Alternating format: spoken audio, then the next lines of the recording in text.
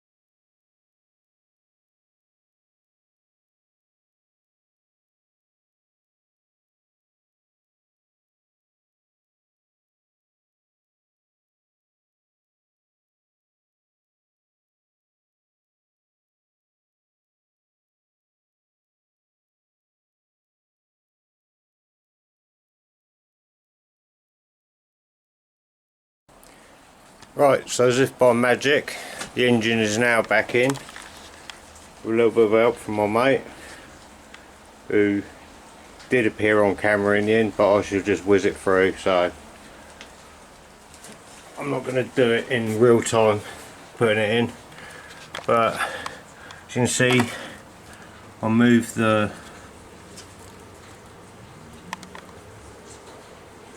fuel reserve switch up, and now we've got loads of clearance now. So that is what worthwhile little modification while I had it all apart. So just a quick one, this one. So next time I should be putting or fabricating the gearbox mount out of these couple of bits over here. An SDI mount there, which I've already started cutting a little bit, but I know what I'm going to do now, but I'll explain that in the video. And there's a P6 mount there, so I'm going to use a bit of that one, to fit the LT77 gearbox in. So, right, thanks for watching, and once again, don't forget to subscribe. Hit the bell if you want to have notifications on all the new videos, because I'm going to try and get a couple out a week now, but we'll see. But they will be a little bit shorter.